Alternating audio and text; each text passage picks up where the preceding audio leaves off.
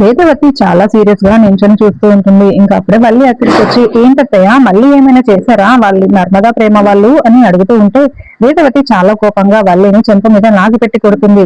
ఇంకా ఏంటత్తయ్య నన్ను కొట్టారు అని వల్లి అడుగుతూ ఉంటే మళ్ళీ ఇంకోసారి కొడుతుంది. అయ్యో చెప్పండి అత్తయ్య ఎందుకు కొడుతున్నారు అని వల్లి మళ్ళీ అడుగుతూ ఉంటుంది. నేను వాళ్ళ గురించి నా దగ్గర ఎత్తొద్దు, వాళ్ళ టాపిక్ ఏది నా దగ్గర మాట్లాడొద్దని చెప్పాను కదా అని కొడుతూ ఉంటే అయ్యో సరే అత్తయ్య సరే నేను చెప్తానులేండి మాట్లాడనులేండి అయినా వాళ్ళిద్దరూ మంచి వాళ్ళు కాదనే కదా అత్తయ్య నేను కూడా చెప్తున్నాను. వాళ్ళ జోలికి వెళ్ళకండి, వాళ్ళతో పెట్టుకోకండి, మీరే అనవసరంగా వాళ్ళని దగ్గరికి తీసుకుంటున్నారు, వాళ్ళతో మీరు మాట్లాడుతున్నారు అని వల్లి అంటూ ఉంటే ఇంత ప్రేమించాను మిమ్మల్ని, ఇంత బాగా చూసుకున్నాను, కోడళ్ళని నెత్తిన పెట్టుకున్నందుకు నాకు బుద్ధొచ్చేలా చేశారు, ఇలా చేస్తారా అని వల్లిని మళ్ళీ మళ్ళీ కొడుతూ ఉంటుంది. అత్తయ్య ప్లీజ్ అత్తయ్య మీరు వాళ్ళ మీద కోపం నా మీద చూపిస్తున్నారు అత్తయ్య, నాకు మీరు ఇలా కొట్టడం నాకు చాలా బాధగా ఉంది అత్తయ్య అని అంటూ ఉంటే అవునా వల్లి కోపం దెబ్బలు కొట్టేది నిన్న అయినా కోపం అంతా వాళ్ళ మీదే నాకు అని వేదవతి చెప్తూ మళ్ళీ మళ్ళీ కొడుతూ ఉంటుంది. సరే అత్తయ్య నేను ఇంకోసారి వాళ్ళ గురించి చెప్తానులేండి అని మళ్ళీ అక్కడి నుంచి వెళ్ళిపోతూ ఉంటుంది.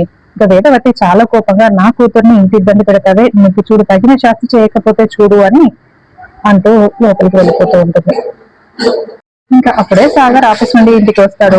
నర్మదా చూసి ఏంటి సాగర్ ఇంటి తొందరగా ఇంటికి వచ్చేసావు అని అడుగుతూ ఉంటే సాగర్ చాలా సీరియస్ గా అలా లోపలికి వెళ్తూ ఉంటే ఏంటి సాగర్ తప్పు చేసింది నువ్వు, దొరికిపోయింది నువ్వు, నన్ను ఎందుకు ఇలా దూరం పెడుతున్నావు, నాతో ఎందుకు మాట్లాడట్లేదు, మొహం తిప్పుకొని వెళ్తున్నావేంటి, నా మీద ఎందుకు నీకు కోపం అని నర్మద అడుగుతూ ఉంటే ఏంటి నేను మాత్రమే తప్పు చేశానా, నా చెల్లెల విషయంలో నువ్వు చేసింది ఏంటి తప్పు కదా, నా చెల్లెల జీవితంతో ఆడుకుంటావా నువ్వు అని సాగర్ అనుకుంటూ లోపలికి వెళ్ళిపోతూ ఉంటాడు చాలా సీరియస్ గా. నర్మద చాలా బాధపడుతూ ఉంటుంది.